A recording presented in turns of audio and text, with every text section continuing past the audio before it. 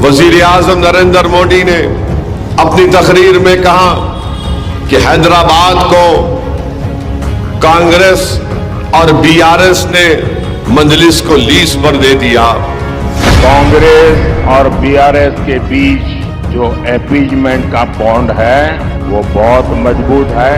इतने वर्षों से इन दोनों ने जैसे हैदराबाद को एमआईएम को लीज पर दे रखा था।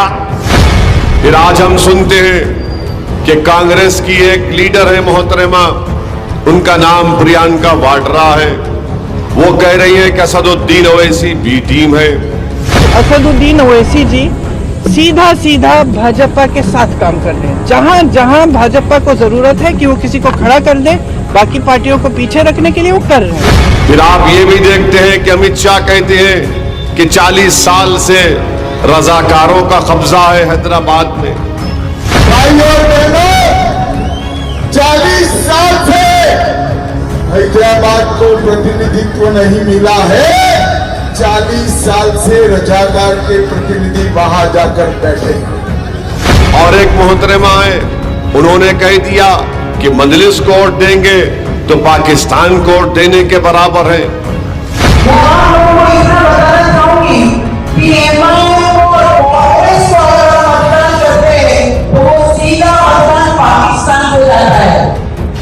एक और मोहतरमा आई है और तकरीर में कह दिया कि अगर हमको 15 सेकंड दे दिए तो हम ये कर देंगे। 15 सेकंड अगर बीच में आया तो छोटे को बड़े को ये पता नहीं लगा कहां से आया और कहां को गया।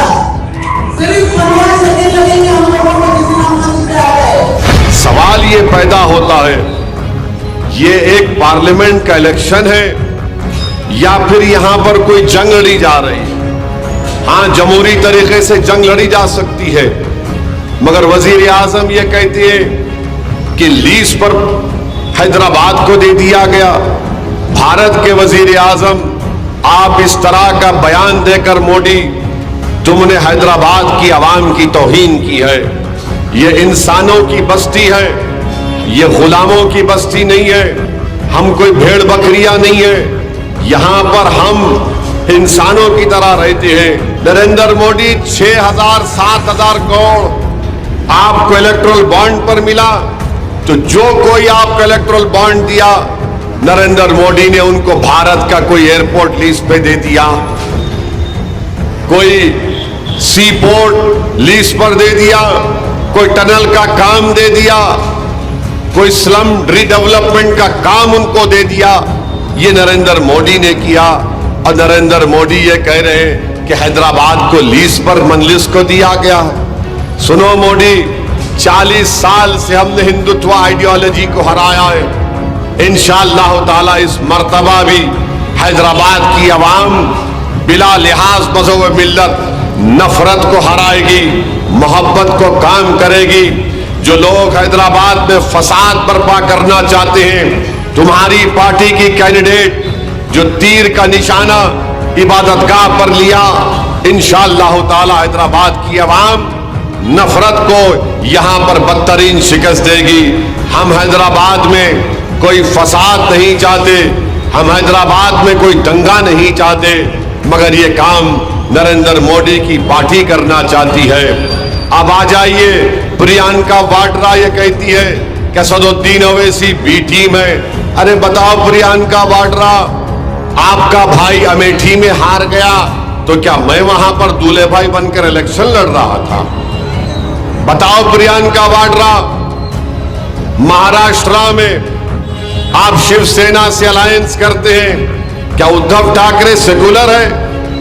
वो शिवसेना जिसके लोग 6 दिसंबर के दिन कहते हैं कि हमने जाकर वहां पर बाबरी मस्जिद को शहीद किया, आप उनके साथ बैठे हुए हैं। बताओ प्रियंका वाड्रा, पिछले बार 190 सीटों पर आपका और बीजेपी से मुकाबला हुआ, मैं नहीं था। आप 16 सीट जीते और बाकी सीट पर बीजेपी कामयाब हो गई। अब के बार शायद 300 सीट पर आप लोग मुकाबला कर रहे हैं। आप लिखकर बोल दो कितने सीट आप लोग जीतेंगे।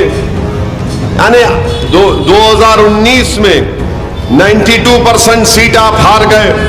और बताओ प्रियंका वाड्रा, आप आम आदमी पार्टी से आपका अलायंस है दिल्ली में, वो बीजेपी का साथ देती है 370 निकालने में कश्मीर का।